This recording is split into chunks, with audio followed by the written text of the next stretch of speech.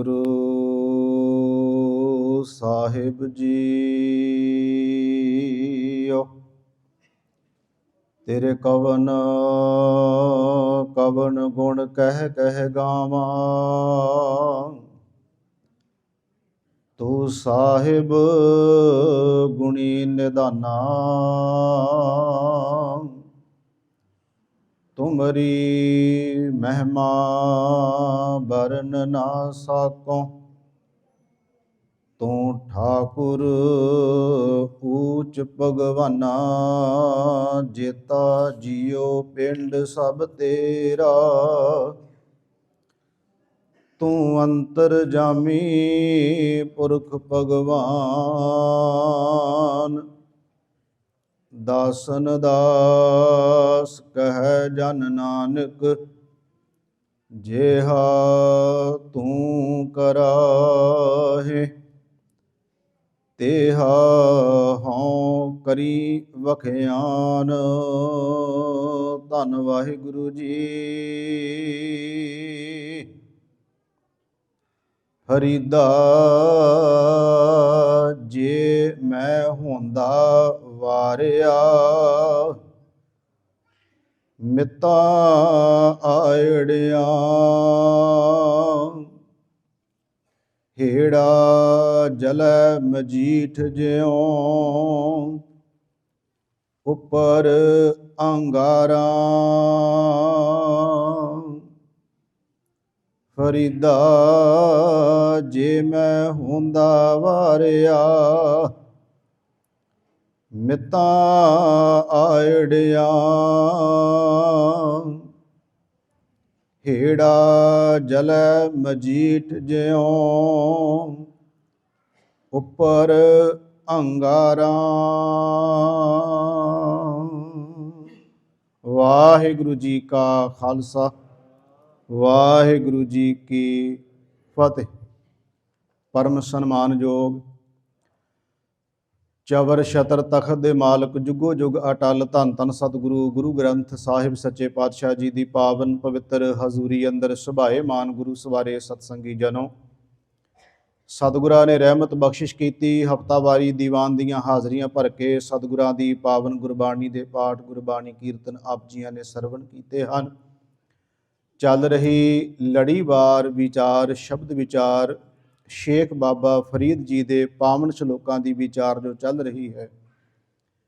23 number ਸ਼ਲੋਕ ਦਾ ਪਾਠ ਆਪ ਜੀਆਂ ਨੇ ਸਰਵਣ ਕੀਤਾ ਹੈ, ਜਿਸ ਵਿੱਚ ਬਾਬਾ ਫਰੀਦ ਸਾਹਿਬ ਜੀ ਨੇ ਜੋ ਬਖਸ਼ਿਸ਼ ਕੀਤੀ ਹੈ, ਜਿਵੇਂ ਸਤਿਗੁਰੂ ਸਮਤ ਬਖਸ਼ਿਸ਼ ਕਰਨਗੇ ਆਪ ਜੀ ਦੇ ਨਾਲ ਵਿਚਾਰ ਕਰਨ ਦਾ ਯਤਨ ਕਰਾਂਗਾ। ਆਓ ਸਾਧ ਸੰਗਤ ਸਾਰੇ ਮਾਈ ਭਾਈ ਮਨ ਦੇ ਟਿਕਾਓ ਇਕਾਗਰਤਾ ਦੇ ਵਾਸਤੇ ਸਤਿਗੁਰੂ ਗੁਰੂ ਗ੍ਰੰਥ ਸਾਹਿਬ ਸੱਚੇ ਪਾਤਸ਼ਾਹ ਤੋਂ ਅਸੀਸ ਮੰਗੀਏ ਤੇ ਪਿਆਰ ਸਹਿਤ ਸਾਰੀ ਸੰਗਤ ਉਚਾਰਨ ਕਰੀਏ ਜੀ। ਸਤਨਾਮ ਸ਼੍ਰੀ ਵਾਹਿਗੁਰੂ ਜੀ। ਕਰੋ ਸਾਰੇ ਕਿਰਪਾ।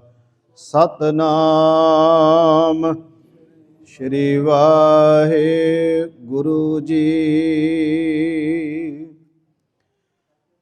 ਸਾਹਿਬ ਬਾਬਾ ਫਰੀਦ ਸਾਹਿਬ ਜੀ ਨੇ ਜੋ ਬਖਸ਼ਿਸ਼ ਕੀਤੀ ਹੈ, ਆਓ ਪਹਿਲਾਂ ਸ਼ਬਦ ਦੇ ਅੱਖਰੀ ਅਰਥ, ਫਿਰ ਉਸ ਦੇ ਭਾਵ ਅਰਥ ਤੇ ਉਹਦੀ ਵਿਆਖਿਆ ਨਾਲ ਆਪਾਂ ਜਿਵੇਂ ਜੁੜਦੇ ਹਾਂ। ਬਾਬਾ ਫਰੀਦ ਸਾਹਿਬ ਕਿਰਪਾ ਕਰ ਰਹੇ ਨੇ। ਫਰੀਦਾ ਤੋਂ ਭਾਵ ਬਾਬਾ ਫਰੀਦ ਸਾਹਿਬ ਜੀ ਦਾ ਬਚਨ ਹੈ। ਫਰੀਦਾ ਜੇ ਮੈਂ ਹੁੰਦਾ ਵਾਰਿਆ, ਇਹਦਾ ਮਤਲਬ ਬਣ ਗਿਆ, ਵਾਰਿਆ ਦਾ ਮਤਲਬ ਹੈ ਲੁਕਾਇਆ, ਹੁੰਦਾ ਦਾ ਮਤਲਬ ਹੁੰਦਾ। ਬਾਬਾ ਫਰੀਦ ਸਾਹਿਬ ਜੀ ਕਹਿੰਦੇ ਨੇ ਜੇ ਮੈਂ ਹੁੰਦਾ ਵਾਰਿਆ, ਵਾਰਿਆ ਮੈਨੇ ਲੁਕਾਇਆ, ਲੁਕਾਉਣੀ ਕੋਈ ਚੀਜ਼। ਜੇ ਮੈਂ ਆਪਣੇ ਕੋਲ ਹੁੰਦਿਆਂ ਹੋਇਆਂ ਕੁਝ ਲੁਕਾਵਾਂ ਤੇ ਕਿਹਦੇ ਤੋਂ? ਮਿੱਤਾਂ ਆਇੜਿਆਂ। ਮਿੱਤਾਂ ਦਾ ਮਤਲਬ ਹੋ ਗਿਆ ਮਿੱਤਰ, ਆਇੜਿਆਂ ਮਤਲਬ ਆਇਆ ਹੋਏ ਦੇ ਕੋਲੋਂ। ਫਰੀਦਾ ਜੇ ਮੈਂ ਹੁੰਦਾ ਵਾਰਿਆ, ਮਿੱਤਾਂ ਆਇੜਿਆਂ। ਬਾਬਾ ਫਰੀਦ ਸਾਹਿਬ ਪਹਿਲੀ ਤੁਕ ਵਿੱਚ ਕਹਿੰਦੇ ਨੇ ਜੇ ਮੈਂ ਆਪਣੇ ਮਿੱਤਰ ਦੇ ਕੋਲੋਂ ਕੁਝ ਲੁਕਾਵਾਂ, ਕੁਝ ਛੁਪਾਵਾਂ, ਆਪਣੇ ਮਿੱਤਰ ਦੇ ਕੋਲੋਂ ਕੁਝ ਛੁਪਾ ਕੇ ਲੁਕਾ ਕੇ ਰੱਖਾਂ ਮੈਂ, ਬਾਬਾ ਫਰੀਦ ਸਾਹਿਬ ਕਹਿੰਦੇ ਫਿਰ ਮੇਰਾ ਸਰੀਰ ਇਸ ਤਰ੍ਹਾਂ ਸੜ ਜਾਵੇ ਜਿਵੇਂ ਮਗਦੇ ਹੋਏ ਕੋਲਿਆਂ ਉੱਤੇ ਕੋਈ ਚੀਜ਼ ਸੜਦੀ ਹੈ।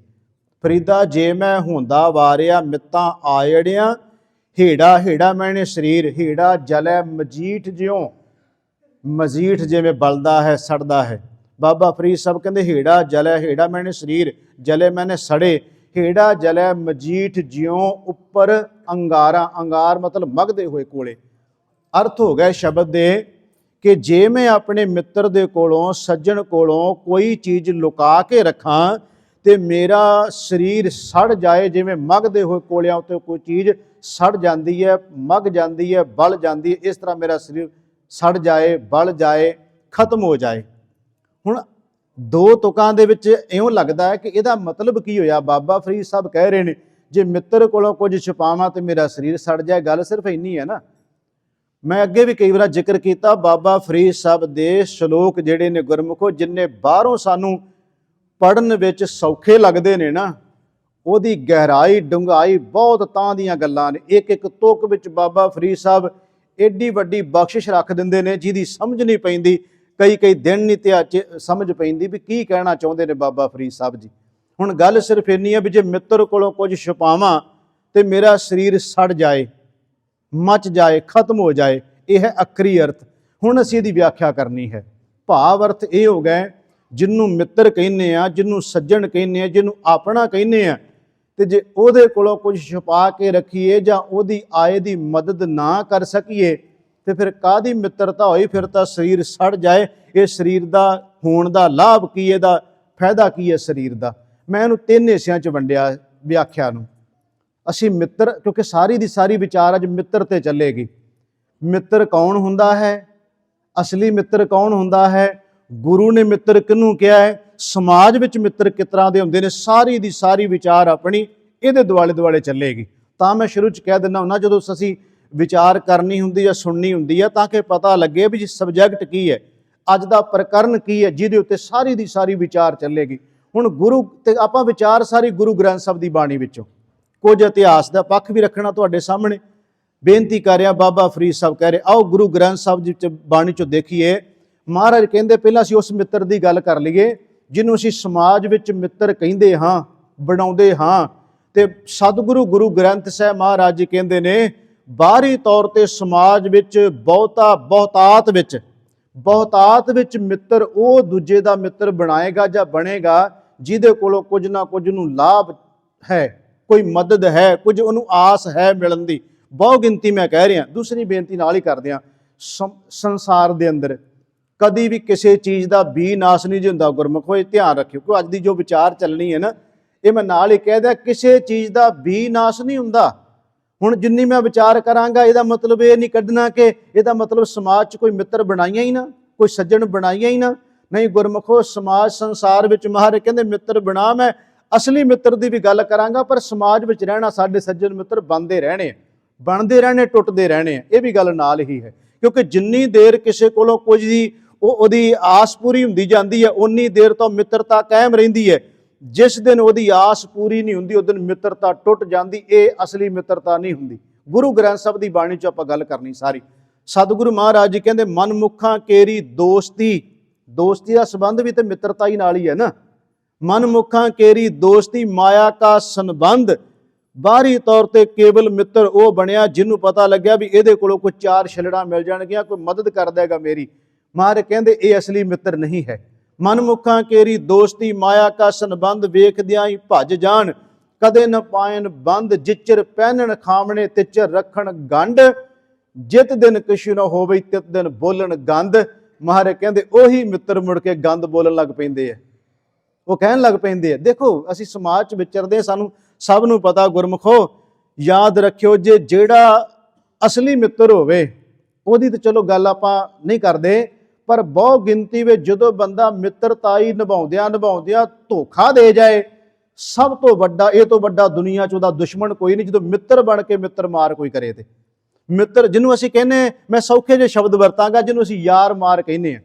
ਅਸੀਂ ਕਹਿੰਦੇ ਯਾਰ ਬਣ ਕੇ ਇਹਨੇ ਮੇਰੇ ਨਾਲ ਯਾਰ ਮਾਰ ਕੀਤੀ, ਇਹਨੇ ਮੇਰੇ ਮਿੱਤਰ ਧਰੋਹ ਕੀਤਾ ਹੈ। ਮਿੱਤਰ ਧਰੋਹ ਦਾ ਮਤਲਬ ਹੁੰਦਾ ਮਿੱਤਰ ਵੀ ਬਣ ਗਿਆ, ਪਰ ਦਿਲ ਦੀਆਂ ਗੱਲਾਂ, ਰਾਜ਼ ਦੀਆਂ ਗੱਲਾਂ ਜਿਹੜੀਆਂ ਮਿੱਤਰ ਨਾਲ ਸਾਂਝੀਆਂ ਕੀਤੀਆਂ ਸੀ, ਜਿਸ ਦਿਨ ਥੋੜੀ ਜਿਹੀ ਵਿਗੜ ਗਈ, ਉਸ ਮਿੱਤਰ ਨੇ ਸਾਰਾ ਕੁਝ ਦੱਸਤਾ ਵੀ ਇਹ ਕੁਝ ਸਾਡੀਆਂ ਗੱਲਾਂ ਸਨ। ਮਹਾਰਾਜ ਦੀ ਬਾਣੀ ਕਹਿ ਰਹੀ ਹੈ, ਸਤਿਗੁਰੂ ਮਹਾਰਾਜ ਕਹਿੰਦੇ, ਕਾਹਦੀ ਮਿੱਤਰਤਾ ਤੇਰੀ ਓਏ, ਜੇ ਤੂੰ ਉਸ ਨੂੰ ਮਿੱਤਰ ਵੀ ਕਹਿਣਾ ਤੇ ਮਹਾਰਾਜ ਕਹਿੰਦੇ ਮਿੱਤਰ ਬਣਾ ਕੇ ਜਿੰਨੀ ਦੇਰ ਤੱਕ ਤੇਰਾ ਮਾਇਆ ਦਾ ਸੰਬੰਧ ਬਣਿਆ ਰਿਹਾ ਉਨੀ ਦੇਰ ਮਿੱਤਰ, ਅੱਜ ਤੇਰੀ ਉਹ ਮਦਦ ਨਹੀਂ ਕਰਦਾ, ਮਹਾਰਾਜ ਕਹਿੰਦੇ ਤੂੰ ਉਹਦੀਆਂ ਮਿੱਤਰਤਾ ਹੀ ਛੱਡ ਕੇ ਤੇ ਮਹਾਰਾਜ ਕਹਿੰਦੇ ਉਹਦੇ ਖਿਲਾਫ ਬੋਲਣ ਲੱਗ ਪਿਆ। ਗੁਰੂ ਗ੍ਰੰਥ ਸਾਹਿਬ ਦੀ ਬਾਣੀ 'ਚ ਦੂਸਰਾ ਬਚਨ ਇੱਕ ਹੋਰ, ਸਤਿਗੁਰੂ ਮਹਾਰਾਜ ਕਹਿੰਦੇ ਬਹੁ ਗਿਣਤੀ ਵਿੱਚ ਲੋਕ ਮਿੱਤਰ ਖਾਣ ਪੀਣ ਵਾਲੇ ਬਣਦੇ ਨੇ। ਇਹ ਵੀ ਗੁਰੂ ਗ੍ਰੰਥ ਸਾਹਿਬ ਦੀ ਬਾਣੀ ਦਾ ਬਚਨ ਹੀ ਹੈ। ਮਹਾਰਾਜ ਕਹਿੰਦੇ ਪਤੀ ਪਤਨੀ ਦਾ ਰਿਸ਼ਤਾ ਧਰਮ ਦਾ ਰਿਸ਼ਤਾ ਹੁੰਦਾ ਹੈ। ਪਤੀ ਪਤਨੀ ਦਾ ਰਿਸ਼ਤਾ ਮੁਹੱਬਤ ਤੇ ਪਿਆਰ ਦਾ ਰਿਸ਼ਤਾ ਹੁੰਦਾ ਹੈ। ਦੁਨੀਆ ਵਿੱਚ ਦੋ ਰਿਸ਼ਤੇ ਨੇ ਗੁਰਮੁਖੋ ਜਿਹੜੇ ਖੂਨ ਦੇ ਨਹੀਂ ਕਦੀ ਬਣਦੇ, ਇੱਕ ਗੁਰੂ ਤੇ ਸਿੱਖ ਦਾ, ਇੱਕ ਪਤੀ ਤੇ ਪਤਨੀ ਦਾ। ਇਹ ਦੋ ਰਿਸ਼ਤੇ ਸਮਾਜ ਵਿੱਚ ਸੰਸਾਰ ਵਿੱਚ ਖੂਨ ਦੇ ਨਹੀਂ ਹੁੰਦੇ, ਗੁਰੂ ਸਿੱਖ ਪਤੀ ਪਤਨੀ, ਇਹ ਖੂਨ ਦਾ ਨਹੀਂ ਹੁੰਦਾ ਰਿਸ਼ਤਾ, ਇਹ ਪਿਆਰ ਤੇ ਮੁਹੱਬਤ ਦਾ ਰਿਸ਼ਤਾ ਹੁੰਦਾ ਹੈ।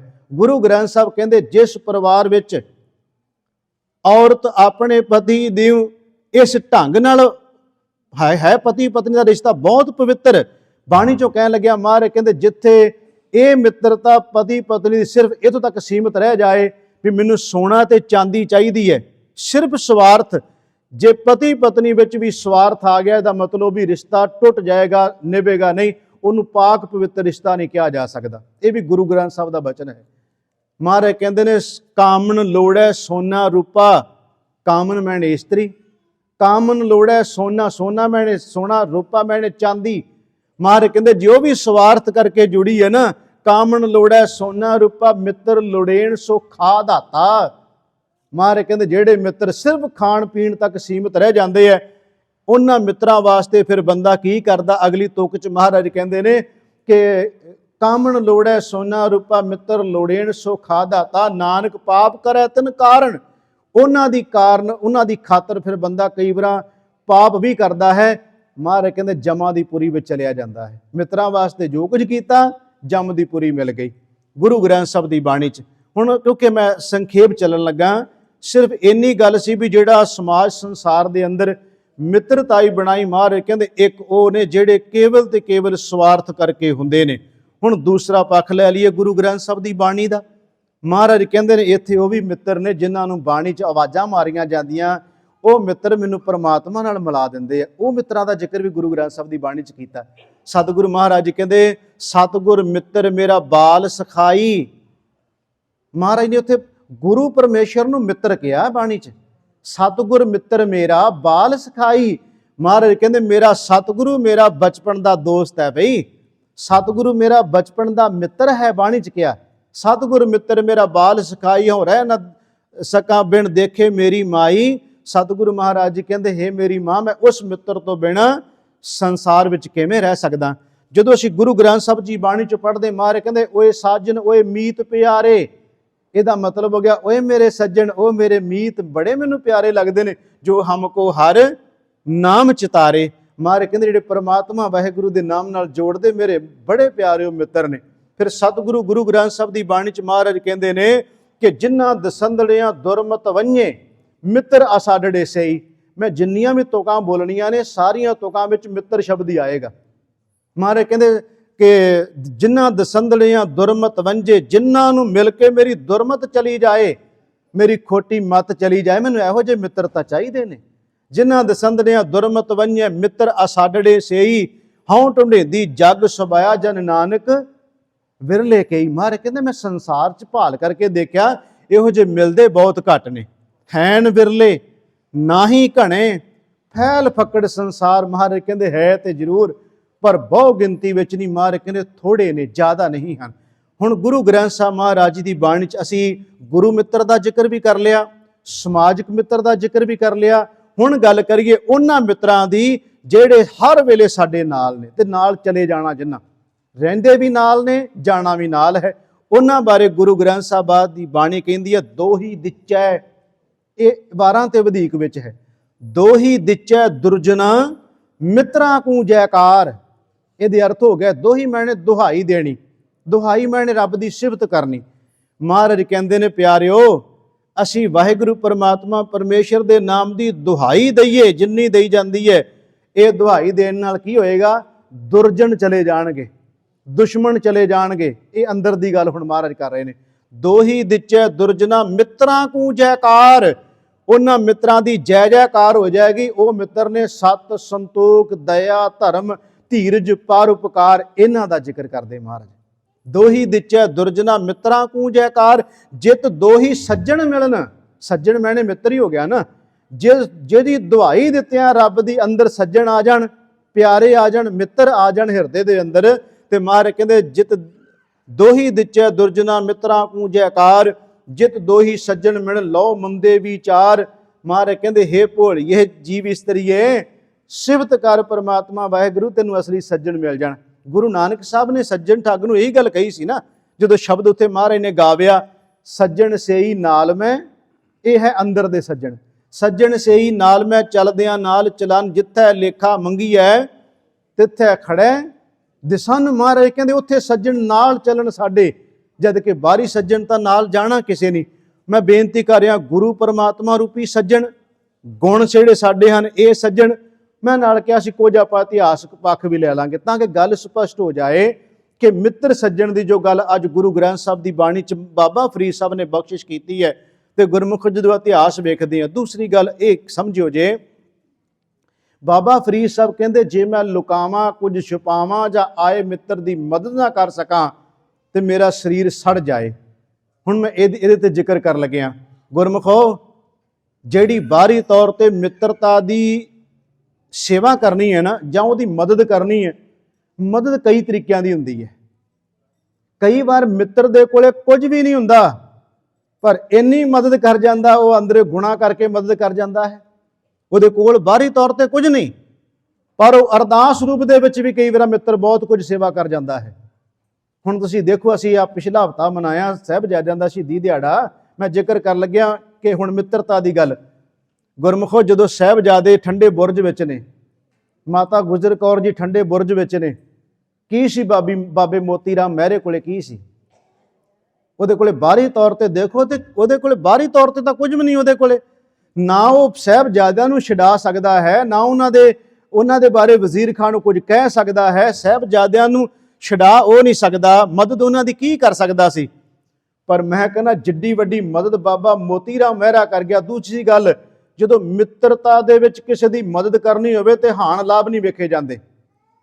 ਜੇ ਬਾਬਾ ਮੋਤੀ ਰਾਮ ਇਹੀ ਸੋਚਦਾ ਵੀ ਜੇ ਮੈਂ ਜੋ ਕਰਨ ਚੱਲਿਆ ਇਹਦੇ ਬਦਲੇ ਵਿੱਚ ਮੈਨੂੰ ਕੀ ਮਿਲੇਗਾ, ਦੁੱਧ ਪਿਆ ਨਹੀਂ ਸਕਦਾ। ਉਹ ਮਿੱਤਰਤਾਈ ਦੇ ਵਿੱਚ ਹਾਨ ਲਾਭ ਕਦੇ ਨਹੀਂ ਵੇਖਿਆ ਜਾਂਦਾ। ਜਿਹੜਾ ਮਿੱਤਰਤਾਈ ਵਿੱਚ ਹਾਨ ਲਾਭ ਵੇਖਦਾ ਉਹ ਮਿੱਤਰਤਾ ਨਹੀਂ ਹੁੰਦੀ।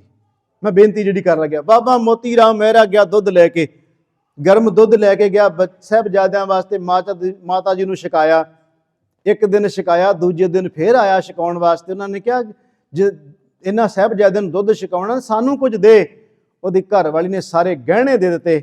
ਬਾਬਾ ਮੋਤੀ ਰਾਮ ਮਹਿਰਾ ਨੇ ਸਾਰੇ ਗਹਿਣੇ ਦੇ ਕੇ ਸਾਹਿਬਜ਼ਾਦਿਆਂ ਨੂੰ ਦੁੱਧ ਛਕਾਇਆ, ਤੇ ਉਹਦੇ ਬਦਲੇ ਵਿੱਚ ਕੀ ਮਿਲਿਆ? ਕੀ ਮਿਲਿਆ ਬਾਬਾ ਮੋਤੀ ਰਾਮ ਮਹਿਰੇ ਨੂੰ? ਸਾਰਾ ਪਰਿਵਾਰ ਕੋਲੂ ਚ ਪਾ ਕੇ ਪੀੜ ਦਿੱਤਾ ਗਿਆ। ਸ਼ਾਇਦ ਆਪ ਜੀ ਨੂੰ ਪਤਾ ਹੋਵੇ, ਬਾਬਾ ਮੋਤੀ ਰਾਮ ਜੀ ਮਹਿਰਾ, ਉਹਨਾਂ ਦਾ ਪਰਿਵਾਰ ਕੋਲੂ ਵਿੱਚ ਪਾ ਕੇ ਪੀੜ ਦਿੱਤਾ ਗਿਆ ਸੀ ਵੀ ਤੂੰ ਸਾਹਿਬਜ਼ਾਦੇ ਦੀ ਮਦਦ ਕੀਤੀ ਹੈ।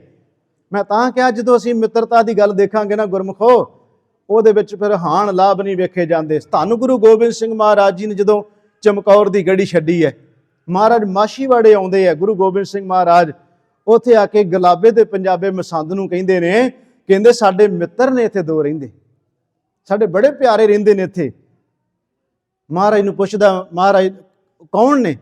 ਮਹਾਰਾਜ ਕਹਿੰਦੇ ਉਹ ਆਨੰਦਪੁਰ ਸਾਹਿਬ ਜਾਂਦੇ ਹੁੰਦੇ ਸੀ, ਦੋ ਭਰਾ ਨੇ, ਗਨੀ ਖਾਂ ਤੇ ਨਬੀ ਖਾਂ, ਦੋ ਭਰਾ ਨੇ। ਉਹ ਜਾਂਦੇ ਹੁੰਦੇ ਸੀ। ਕੋਟਲਾ ਨਿਹੰਗ ਖਾਂ ਜਿਹੜਾ ਨਾ, ਉਹਦੀ ਭੂਆ ਦੇ ਪੁੱਤ ਨੇ, ਜਿਹਦੇ ਘਰ ਭਾਈ ਬਚਿੱਤਰ ਸਿੰਘ ਜੀ ਸ਼ਹੀਦ ਹੋਏ ਸਨ।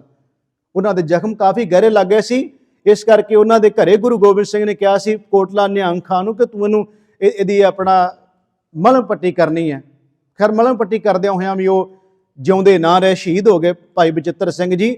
ਮੈਂ ਬੇਨਤੀ ਕਰਾਂ, ਉਹਦੀ ਭੂਆ ਦੇ ਪੁੱਤ ਸੀ ਗਨੀ ਖਾਂ ਤੇ ਨਬੀ ਖਾਂ। ਸਵਾਦ ਆ ਗਿਆ ਨਾ ਮਿੱਤਰਤਾਈ ਉੱਤੇ। ਮਹਾਰਾਜ ਦੇ ਕੋਲੇ ਜਦੋਂ ਜਾਂਦੇ ਸੀ ਆਨੰਦਪੁਰ, ਉਦੋਂ ਤੇ ਮਹਾਰਾਜ ਦੇ ਸੀਸ ਉੱਤੇ ਚੌਰ ਝੁਲਦੇ ਸਨ। ਉਦੋਂ ਚਿੱਟੇ ਹਾਥੀ ਮਹਾਰਾਜ ਨੂੰ ਚੌਰ ਕਰਦੇ ਸੀ, ਔਰ ਤੇ ਮਹਾਰਾਜ ਦੇ ਘੇਰੇ ਫੌਜਾਂ ਸਨ। ਅੱਜ ਗੁਰੂ ਗੋਬਿੰਦ ਸਿੰਘ ਜੀ ਮਾਛੀਵਾੜੇ ਆਏ ਨੇ ਤੇ ਕੋਲ ਕੁਝ ਵੀ ਨਹੀਂ। ਮਹਾਰਾਜ ਦੇ ਕੋਲੇ ਗੁਰਮੁਖੋ ਕੋਈ ਬਾਜ਼ ਨਹੀਂ, ਕੋਈ ਘੋੜਾ ਨਹੀਂ, ਕੋਈ ਨਗਾਰਾ ਨਹੀਂ, ਕੋਈ ਫੌਜ ਨਹੀਂ, ਕੁਝ ਨਹੀਂ ਮਹਾਰਾਜ ਦੇ ਕੋਲ। ਤੇ ਮਹਾਰਾਜ ਸੁਨੇਹਾ ਭੇਜਦੇ, ਮੇਰੇ ਪਿਆਰੇ ਰਹਿੰਦੇ ਨੇ ਦੋ ਇੱਥੇ, ਗਨੀ ਖਾਂ ਤੇ ਨਬੀ ਖਾਂ। ਜਦੋਂ ਇਹ ਸੁਨੇਹਾ ਪਹੁੰਚਦਾ ਗਨੀ ਖਾਂ ਨਬੀ ਖਾਂ ਨੂੰ, ਦੌੜੇ ਆਏ ਗੁਰੂ ਗੋਬਿੰਦ ਸਿੰਘ ਮਹਾਰਾਜ ਜੀ ਦੇ ਕੋਲੇ, ਆ ਕੇ ਧਾਹਾਂ ਮਾਰ ਕੇ ਰੋ ਪਏ ਵੀ ਮਹਾਰਾਜ ਇਹ ਦੇਣ। ਮਹਾਰਾਜ ਕਹਿੰਦੇ ਸਾਰਾ ਕੁਝ ਭਾਣੇ 'ਚ ਹੁੰਦਾ ਹੈ, ਰਜ਼ਾ ਵਿੱਚ ਸਾਰਾ ਕੁਝ। ਉਹਨਾਂ ਕਿਹਾ ਮਹਾਰਾਜ ਸੇਵਾ। ਧੰਨ ਗੁਰੂ ਗੋਬਿੰਦ ਸਿੰਘ ਮਹਾਰਾਜ ਕਹਿੰਦੇ ਇੱਥੋਂ ਆਪਾਂ ਮਾਛੀਵਾੜਿਓਂ ਨਿਕਲਣਾ ਹੈ। ਇਹਨਾਂ ਫਿਰ ਦੋ ਭਰਾਵਾਂ ਨੇ ਜਿਹੜਾ ਮਹਾਰਾਜ ਨੂੰ ਉੱਚਦਾ ਪੀਰ ਬਣਾਇਆ ਨਾ, ਉਹ ਗਨੀ ਖਾਂ ਤੇ ਨਬੀ ਖਾਂ ਨੇ ਮਹਾਰਾਜ ਦੀ ਮਦਦ ਕੀਤੀ ਉਹਦੇ ਵਿੱਚ। ਉੱਚਦਾ ਪੀਰ ਦਾ ਮਤਲਬ ਸੀ ਉੱਚ ਇੱਕ ਪਾਕਿਸਤਾਨ ਵਿੱਚ ਪਿੰਡ, ਉੱਥੋਂ ਦੇ ਪੀਰ ਜਿਸ ਤਰ੍ਹਾਂ ਬਣਦੇ ਸਨ, ਪਿੱਛੇ ਨੂੰ ਆਪਣੇ ਕੇਸ ਕਰ ਲੈਣੇ, ਨੀਲਾ ਚੋਲਾ ਪਾਉਣਾ, ਮੋਰਾਂ ਦੇ ਖੰਭ ਦਾ ਉਹਨਾਂ ਦੇ ਉੱਤੇ ਜਿਹੜਾ ਸੀ ਚੌਰ ਕਰਨਾ, ਤੇ 4 ਜਾਣੇ ਮੰਜੀ ਤੇ ਚੁੱਕ ਕੇ ਲਿਜਾਂਦੇ ਸਨ, ਜਿਨ੍ਹਾਂ ਦੇ ਘਰੇ ਉਹ ਉਗਰਾਹੀ ਲੈਣ ਜਾਂਦੇ ਸੀ। ਇਹ ਉੱਚਦਾ ਪੀਰ ਕੋਈ ਇਹ ਨਹੀਂ ਕਿ ਮਹਾਰਾਜ ਨੂੰ ਉਸ ਤਰ੍ਹਾਂ ਹੀ ਬਣਾ ਦਿੱਤਾ, ਇਹਦੇ ਪਿੱਛੇ ਬੜਾ ਵੱਡਾ ਕਾਰਨ ਸੀ। ਉਸ ਉੱਚ ਦੇ ਪੀਰ ਪਿੰਡ ਦੇ ਵਿੱਚ ਜਿਹੜੇ ਉੱਥੋਂ ਦੇ ਰਹਿੰਦੇ ਸਨ, ਇਹਨਾਂ ਨੇ ਕਿਹਾ ਮਹਾਰਾਜ ਇਸ ਤਰ੍ਹਾਂ ਮਹਾਰਾਜ ਦਾ ਤੁਸੀਂ ਦੇਖਿਆ ਹੋਣਾ ਕਿਤੇ ਤਸਵੀਰ ਦੇ ਉੱਤੇ, ਮਹਾਰਾਜ ਦੇ ਕੇਸ ਪਿੱਛੇ ਨੂੰ ਨੇ, ਨੀਲਾ ਬਾਣਾ ਹੈ, ਮੋਰਾਂ ਦੇ ਖੰਭ ਦਾ ਚੌਰ ਹੋ ਰਿਹਾ ਮਹਾਰਾਜ ਦੇ ਉੱਤੇ।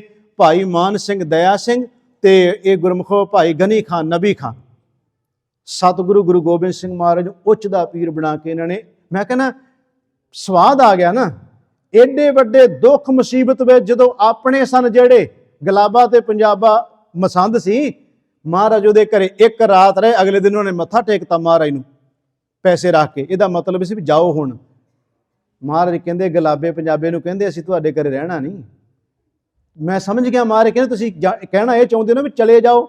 ਯਾਦ ਰੱਖਿਓ ਵਿਦਵਾਨ ਕਹਿੰਦੇ ਹੁੰਦੇ ਆ, ਇਹ ਕਵਿਤਾ ਦੇ ਰੂਪ ਵਿੱਚ ਸ਼ਬਦ ਨੇ ਕਿ ਸੁੱਖਾਂ ਵੇਲੇ ਸਾਰੀ ਦੁਨੀਆ ਨੇੜੇ ਢੁਕ ਢੁਕ ਬਹਿੰਦੀ, ਪਰਖੇ ਜਾਣ ਸੱਜਣੇ ਉਸ ਵੇਲੇ ਜਦ ਬਾਜੀ ਪੁੱਠੀ ਪੈਂਦੀ। ਸੱਜਣਾ ਦੀ ਪਰਖ ਉਦੋਂ ਹੁੰਦੀ ਹੈ ਜਦੋਂ ਬਾਜੀ ਪੁੱਠੀ ਪੈ ਜਾਏ ਗੁਰਮੁਖੋ, ਨਹੀਂ ਤੇ ਬਾਕੀ ਦੇ ਸਾਰੇ। ਹੁਣ ਭਾਈ ਸਾਹਿਬ ਜ਼ਿਕਰ ਕਰ ਰਹੇ ਸਨ ਵੀ ਉਹ 84 ਦੇ ਸਾਰੇ ਮਾਹੌਲ ਦਾ ਤੁਹਾਡੇ ਨਾਲ ਜ਼ਿਕਰ ਕੀਤਾ ਵੀ ਜੋ ਕੁਝ ਵਾਪਰਿਆ ਹੈ। ਮੈਂ ਕਿ ਕਈ ਵਾਰ ਜ਼ਿਕਰ ਕੀਤਾ ਤਰਨਤਾਰਨ, ਪੱਟੀ, ਅੰਮ੍ਰਿਤਸਰ ਤੇ ਗੁਰਦਾਸਪੁਰ। ਸਾਨੂੰ ਪੁੱਛ ਕੇ ਵੇਖੋ ਕਿਉਂ ਅਸੀਂ ਰੋਂਦੇ ਹਾਂ ਤੇ ਕਿਉਂ ਅਸੀਂ ਕਹਿੰਦੇ ਹਾਂ ਵੀ ਇਹ ਦੁਬਾਰਾ ਹੋ ਕੁਝ ਨਾ ਚੱਲੇ, ਨਾ ਕੁਝ ਹੋ ਜਾ ਹੋ ਜਾਵੇ। ਕਿਉਂਕਿ ਸਾਡੇ ਇਸ ਇਲਾਕੇ ਵਿੱਚ ਤੁਹਾਨੂੰ ਪਤਾ ਜਸਵੰਤ ਸਿੰਘ ਖਾਲੜੇ ਦਾ ਨਾਂ ਤਾਂ ਸਭ ਨੇ ਸੁਣਿਆ ਨਾ। 25,000 ਲਾਵਾਰਸ ਲਾਸ਼ਾਂ 3 ਜ਼ਿਲ੍ਹਿਆਂ ਦੀਆਂ ਨੇ। 25,000 ਸੌਖੀ ਗੱਲ ਨਹੀਂ ਹੁੰਦੀ। ਤਾਂ ਕਰਕੇ ਜਦੋਂ ਬੋਲਦੇ ਤੁਸੀਂ ਕਹੋਗੇ ਵੀ ਸ਼ਾਇਦ ਸੈਕਟਰੀ ਸਾਹਿਬ ਬੋਲ ਕੇ ਗਏ ਵੀ ਉਹਨਾਂ ਨੂੰ ਕਿਉਂ ਗੁੱਸਾ ਆ ਗਿਆ। ਗੁਰਮੁਖੋ ਇਸ ਕਰਕੇ ਮਨ ਭਾਰ ਆਉਂਦਾ ਹੈ, ਜਿਨ੍ਹਾਂ ਦੇ ਘਰਾਂ ਦੇ ਚਿਰਾਗ ਬੁਝ ਗਏ ਨਾ ਉਹਨਾਂ ਨੂੰ ਪਤਾ ਹੈ, ਜਿਨ੍ਹਾਂ ਦੇ ਘਰਾਂ 'ਚ ਦੀਵਾ ਨਹੀਂ ਜਗਿਆ। ਨੌਜਵਾਨ ਹੈ ਚੜ੍ਹਦੀ ਕਲਾ, ਮੁੱਛ ਫੁੱਟ ਗੱਭਰੂ ਜਦੋਂ ਚੁੱਕ ਚੁੱਕ ਕੇ ਬੱਸਾਂ 'ਚ ਮਾਰ ਦਿੱਤੇ ਤੇ 20 ਸਾਲ ਜਦੋਂ ਬਰਾਤਾਂ ਨਹੀਂ ਚੜੀਆਂ ਇਹਨਾਂ ਜ਼ਿਲ੍ਹਿਆਂ ਵਿੱਚ, ਤੇ ਫਿਰ ਉਹਨਾਂ ਨੂੰ ਪਤਾ ਨਾ ਵੀ ਕੀ ਉਹ ਦਿਨ ਹੁੰਦੇ ਸਨ। ਤਾਂ ਕਹਿੰਦੇ ਵੀ ਵਾਹਿਗੁਰੂ ਕਿਰਪਾ ਕਰੇ, ਸਾਰੇ ਚਾਹੁੰਦੇ ਕੌਮ ਦੀ ਚੜ੍ਹਦੀ ਕਲਾ ਹੋਵੇ, ਪਰ ਅਸੀਂ ਕੋਈ ਇਹੋ ਜਿਹਾ ਮਾਹੌਲ ਨਾ ਬਣ ਜਾਏ ਜਿਹਦੇ ਵਿੱਚ ਸਾਡਾ ਫਿਰ ਕਿਤੇ ਉਹੋ ਜਿਹਾ ਅਸੀਂ ਮਸਾਂ ਉੱਠਣ ਲੱਗੇ ਹਾਂ ਕਿਤੇ ਨੁਕਸਾਨ ਨਾ ਹੋ ਜਾਏ। ਮੈਂ ਤਾਂ ਗੱਲ ਚਲੋ ਵਿੱਚੋਂ ਆ ਗਈ ਕਿ ਸੁੱਖਾਂ ਵੇਲੇ, ਉਦੋਂ ਵੀ ਤੇ ਬੜੇ ਸੁੱਖਾਂ ਵੇਲੇ ਨਾਲ ਸੀ ਨਾ, ਪਰ ਜਦੋਂ ਦੁੱਖ ਦਾ ਸਮਾਂ ਆਇਆ ਉਦੋਂ ਆਪਣੇ ਵੀ ਸਾਥ ਛੱਡ ਕੇ ਕਹਿੰਦੇ ਅਸੀਂ ਤੇ ਜਾਣਦੇ ਹੀ ਨਹੀਂ ਇਹਨੂੰ। ਜਦੋਂ ਕਹਿੰਦੇ ਸੀ ਤੁਹਾਡੇ ਕੋਲ ਰੋਟੀ ਖਾ ਕੇ ਗਏ, ਤੁਹਾਡੇ ਆਪਣੇ ਨੇ, ਉਹ ਕਹਿੰਦੇ ਸਾਨੂੰ ਤੇ ਪਤਾ ਹੀ ਕੋਈ ਨਹੀਂ, ਸਾਡਾ ਤੇ ਆਪਣਾ ਕੋਈ ਹੈ ਹੀ ਨਹੀਂ। ਖੁਦ ਆਪਣੇ ਵੀ ਸਾਥ ਛੱਡ ਗਏ ਸਨ ਗੁਰਮੁਖੋ। ਤਾਂ ਮਹਾਰਾਜ ਦੀ ਬਾਣੀ ਅੱਜ ਕਹਿੰਦੀ ਹੈ, ਬਾਬਾ ਫਰੀਦ ਸਾਹਿਬ ਕਹਿੰਦੇ ਮੈਂ ਮਿੱਤਰ ਕੋਲੋਂ ਕੀ ਛੁਪਾਵਾਂ, ਮਿੱਤਰ ਕੋਲੋਂ ਕੁਝ ਲੁਕਾਇਆ ਨਹੀਂ ਜਾਂਦਾ। ਪਰ ਮਿੱਤਰਤਾ ਦੀ ਗੱਲ ਆਪਾਂ ਕਰ ਰਹੇ ਹਾਂ ਵੀ ਮਿੱਤਰ ਕੌਣ, ਇਹ ਵੀ ਗੱਲ ਆਪਾਂ ਨਾਲ ਨਾਲ ਕਲੀਅਰ ਕਰ ਰਹੇ ਹਾਂ ਨਾ। ਹੁਣ ਮੈਂ ਇੱਕ ਇਤਿਹਾਸ ਦੀ ਝਾਕੀ ਹੋਰ ਸਾਂਝੀ ਕਰਦੇ ਹਾਂ। ਮੈਂ ਕਿਹਾ ਬੀ ਨਾਸ ਨਹੀਂ ਹੁੰਦਾ ਕਿਸੇ ਚੀਜ਼ ਦਾ ਵੀ, ਅੱਜ ਵੀ ਹੈ, ਪਹਿਲਿਆਂ ਸਮਿਆਂ 'ਚ ਵੀ ਸੀ। ਤੁਹਾਨੂੰ ਪਤਾ ਹੋਵੇਗਾ ਭਾਈ ਮਹਿਤਾਬ ਸਿੰਘ ਪ੍ਰਕਰਨ ਆਪਣਾ ਚੱਲ ਰਿਹਾ ਸਿਰਫ ਮਿੱਤਰਤਾਈ ਦੇ ਉੱਤੇ। ਭਾਈ ਮਹਿਤਾਬ ਸਿੰਘ ਜਿਨ੍ਹਾਂ ਨੇ ਮੱਸੇ ਰੰਗੜ ਦਾ ਸਿਰ ਲਾਇਆ ਸੀ, ਸੁੱਖਾ ਸਿੰਘ ਤੇ ਮਹਿਤਾਬ ਸਿੰਘ। ਸੁੱਖਾ ਸਿੰਘ ਮਾੜੀ ਕੰਬੋਕੇ ਦਾ ਹੈ ਤੇ ਮਹਿਤਾਬ ਸਿੰਘ ਮੀਰਾਂਕੋਟ ਦਾ ਹੈ। ਮਹਿਤਾਬ ਸਿੰਘ ਦਾ 5 ਸਾਲ ਦਾ ਪੁੱਤਰ ਹੈ, ਇਹਦੀ ਧਰਮ ਪਤਨੀ ਵੀ ਨਹੀਂ, ਉਹ ਵੀ ਚੜ੍ਹਾਈ ਕਰ ਗਈ। ਪਰਿਵਾਰ ਦਾ ਕੋਈ ਮੈਂਬਰ ਨਹੀਂ ਹੈ। ਇਹ ਗੁਰਮੁਖੋ ਉਸ ਵੇਲੇ ਹਕੂਮਤ ਦੀ ਟੱਕਰ ਲੈ ਰਹੇ ਨੇ, ਹਕੂਮਤ ਦੇ ਨਾਲ ਇਹ ਸਿੰਘ ਜਿਹੜੇ ਸਨ। ਇਹਨੇ ਕਿਹਾ ਵੀ 5 ਸਾਲ ਦਾ ਪੁੱਤਰ ਹੈ ਤੇ ਮੈਂ ਕਿਹਦੇ ਕੋਲੇ ਛੱਡ ਕੇ ਜਾਵਾਂ। ਇਹਦਾ ਪਿੰਡ ਵਿੱਚ ਮਿੱਤਰ ਹੈ, ਉਹ ਹੈ ਨੱਥਾ ਚੌਧਰੀ, ਜਿਹਨੂੰ ਕਹਿੰਦੇ ਸੀ ਨੱਥਾ ਖਹਿਰਾ।